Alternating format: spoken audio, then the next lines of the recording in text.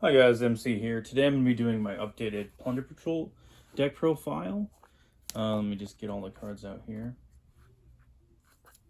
See, yeah, that's part of the deck as well. So the first thing we're doing, or the first card we have now is the new Plunder Patrol Sea Guide. I liked the other name they had. What was it? Ravenwing. Yeah. So we're playing 3 of him. Just another name, more consistency. Also, this card's really good because you can target a plunder in the graveyard. Yeah, target it, special summon this, then add the other plunder monster to your hand. So that's super good. So we're playing 3 of that. Then we're playing 3 Golden Hair, because Golden Hair is one of the best starters / extenders.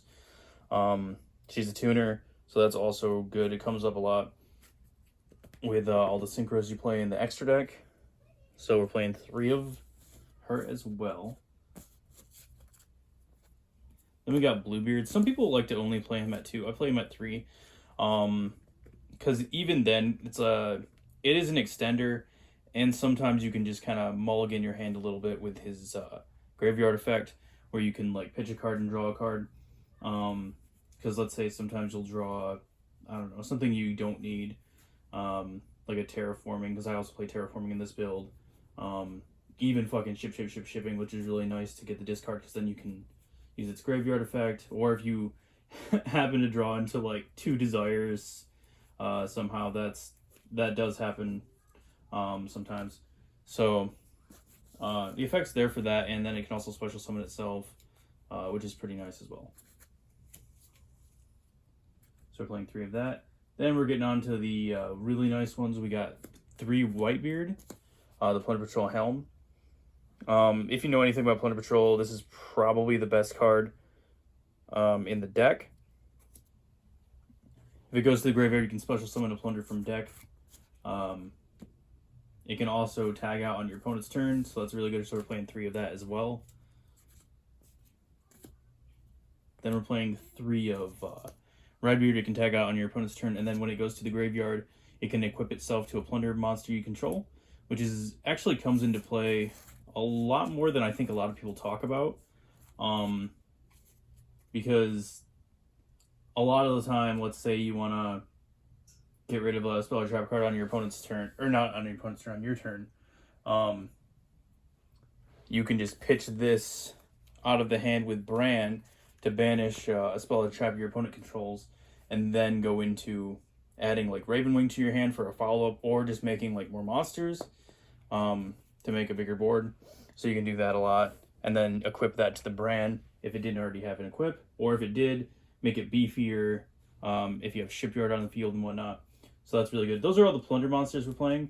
The next lineup is hand traps.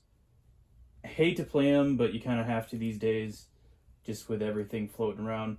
So I'm only playing 2 Ash Blossom, just because I didn't want to have like, I really didn't want to draw into too many of the same hand traps. So I'm playing like 2 of pretty much all the hand traps, because you can draw on your opponent's turn here into like more disruptions for them. So that's really good. So I'm playing 2 Ash. You pretty much probably know what she does by now. You know, she's been out for quite a while. We're playing 2 DD Crow. So DD Crow is nice because it also has nice typing with Emblem, because it's a dark type, so you can go into Mowerk. So that's also good. And I think it's just also good against a lot of decks these days. Like, you can hit good cards sometimes off Tri-Brigade, or I'm trying to think what else they got. Even in Drytron, you can hit, because sometimes they'll send the Herald of Ultimateness to the graveyard. so they can add it back to their hand, or so they can summon it with the ritual spell. But you can DD Crow it and then they can't bring it back. Although nowadays I've seen a lot of people playing other stuff as well, like Amber Factor Pain, which is just super annoying because then it pretty much skips your freaking main phase. So that's really annoying. But anyway, I'm playing 2 of those because it comes into play a lot. Even against that Evil Twin deck, you can banish one of the cards they might need from their graveyard, so they can't summon it back off the other one. But usually they have kind of enough of a follow-up to go into whatever they want to anyway. But I don't know, it comes into play a lot. We're playing 2 Effect Veiler, because Effect Veiler is really good right now. I actually might even bump it up to 3. It just kind of depends. You can keep it in, I think I actually have the 3rd one in the side deck. I can't remember, but I think I do. Oh, shoot. Bumped my camera there. Sorry about that, guys. But anyway, 2 of these is pretty good. So many things kind of like, you know, on summon have effects and stuff like that, so comes into play a lot. Next, we're kind of playing a lot of 1-ofs here. We're playing 1 Monster Reborn, 1 Upstart, 1 Terraforming, and 1 Called by the Grave. So some of these kind of make you lose against Droll more. Oh yeah, I'm also playing a 1 of Regeki, because sometimes that comes up pretty good too. But yeah, so with the Terraforming and the Upstart, you can kind of lose to Droll pretty bad, but I haven't seen Droll around too much lately. So that's pretty good. And then Regeki, sometimes it's just a blowout. Called by, you kind of really need it, because otherwise Ash Blossom really messes up your ship's effects and whatnot. So you kind of have to have Called by. I probably would play it at more if it were back at 3. I'd probably play it at least at 2, maybe 3, but probably for sure at 2. And then Monster Reborn is just a really good extender in this deck. Yeah, pretty much those are my 1-ofs.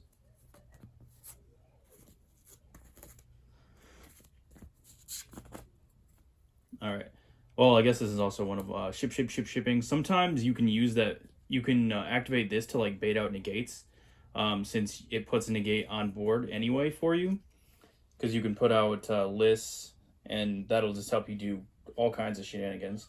So I play the 1-of to make, or the 1-of fusion spell. Then we play 3 Emblem. I've thought about cutting this to 2, but honestly, it's really nice having 3 in there. Because let's say you just draw like this and then like 1 monster, you can kind of like get the ball rolling. And then you have like another one as like a discard, or as like 2 discards. So it's kind of really good. So I play 3 of those. Obviously 3 Shipyard, because Shipyard searches anything in the deck pretty much. Well, not anything in the deck, but any plunder card, which is super good. So we play that at 3. 2 Pot of Desires. I just don't like Pot of Desires at 3 in this. I feel like I always draw a Desires off of Desires. I still sometimes do with it at 2, but it's more unlikely to happen. So I do just play it at 2. And usually if you draw like the extra cards off Desires, you win, I feel like. A lot of the time for me. So we play that at 2. Alright, we play Booty at 3, because Plunder Patrol Booty is amazing. It's pretty much called the Haunted. And it helps you modulate the attributes that you need, so you can go and do your extra deck ships. So that's really good at 3. And then I play 2 Imperm. I actually play a 3rd one in the side deck, because Imperm is also super good right now for Disruption. So play that at 2. Sometimes I want the 3rd one in, but I have it in the side deck, like I said, so I can make it that way. All right, let me get out the extra deck here. Sure, I think I'm... There we go. That's actually part of the side deck.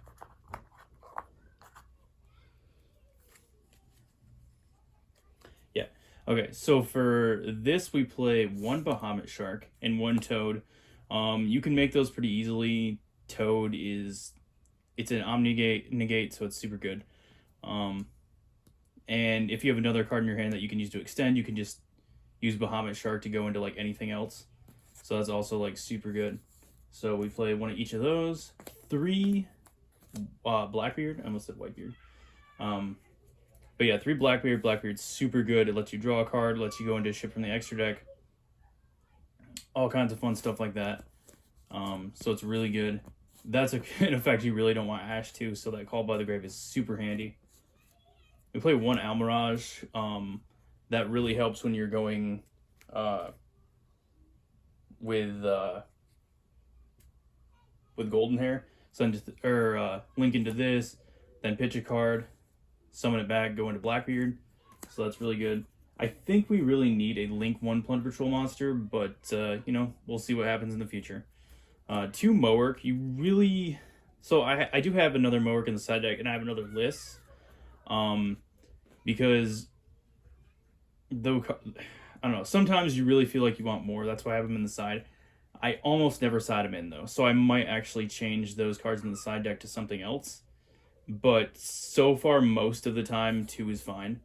And it protects, you know, that's super good, and banishes, really good as well. We have 1 Poor Lord Savage Dragon. I can't think of the name for some reason. That's super good because you can make this still kind of like late game. If you have either Almirage or Blackbeard in the graveyard, because those are the only 2 links you play in this. And then you can usually make this with at least 1 or 2 negates, because Almirage doesn't have any attack, so it's not gaining attack off that, but it will gain the negate. And actually a cool, interesting interaction is if you have Shipyard in the graveyard, and you have like Blackbeard attached to this, you can actually bounce the Blackbeard back to the extra deck to set the Shipyard to the field. And Blue Overload Savage Dragon still keeps its counters. I actually didn't know that until I saw that interaction when I was playing online. But it'll still keep its counters, because apparently it actually, when it targets the monster in the graveyard, that's when it gains its counters. It doesn't necessarily...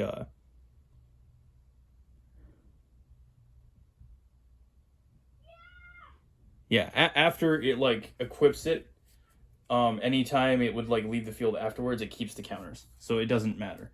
I think, but I know for sure that if you like bounce it, it keeps the counters from that interaction, which is pretty sweet. And usually this can be like at least 3,800, so that actually comes up quite a bit. Then you got 2 Brand's super good, banishes spells and traps, beefs up your other plunder monsters. Super good. Or by 500, yeah. So I play 2 of that. So I play 1 Dragite and 1 White Aura Whale. White Aura Whale is super good. Sometimes it's hard for your opponent to get rid of if they're playing like a deck that doesn't have like any kind of like non-destruction removal, because this can just keep coming back no matter what, as long as you have water monsters to banish in your graveyard to bring it back. And it Reigekis once it's summoned. I wish it did that every time it was summoned from the graveyard, but it just becomes a tuner when it was summoned from the graveyard. So that's also... It doesn't come into play in this build of the deck, but I have tested stuff online. I have tested stuff online where you play Mathmech Final Sigma in this, or Geomathmech Final Sigma. So then you can actually make that card in this deck, like with that, or you can make it with like 3 monsters, which is kind of a lot. So I don't know, sometimes it comes up, but that's why it's not in this build. And then drag out negate spells and traps, so that's super good.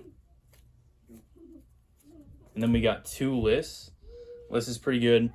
Negates monster effects, special summons monsters from your hand, or special summons plunder monsters from your hand or spell and trap zone. So that's super good if you get like a rotation in where you have the list and you have Blackbeard.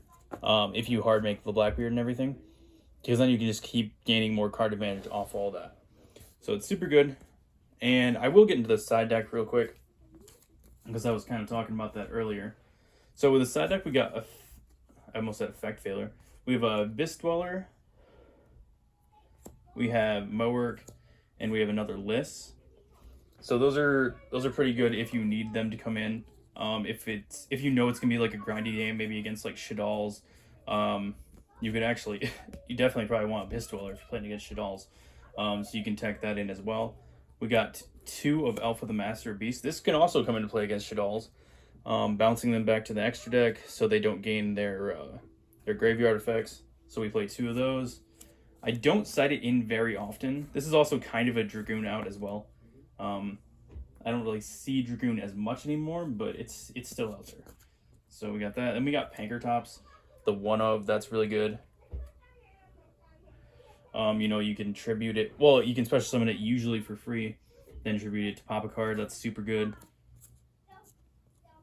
2 Dark Ruler. I probably want to bump this up to 3 or take it out altogether. It doesn't usually come in very often because usually I can break boards pretty easily with like the main deck stuff. But against certain decks, it's in there for conditional stuff pretty much. 1 red reboot. This is pretty funny. I've actually thought about just like putting this in the main deck for the most part, just because it's so good a lot of the time. I swear every time I draw this, it feels like I use it and then I just win against my opponent. 1 Harpy's Feather Duster, 2 Twin Twisters for a lot of the back row hate. You know how that goes. And then I have 1 Infinite Impermanence and 2 Torrential Tributes. These are the slots I'm really considering. I kind of want to bump this up to the main for the Infinite Impermanence. And I might just take out the Torrential Tribute altogether and put in something else in the side deck. But it does come in sometimes. So I don't know, I'm still thinking on that. But that's the deck profile, guys. Hope you enjoyed. Let me know in the comments. All right, see ya.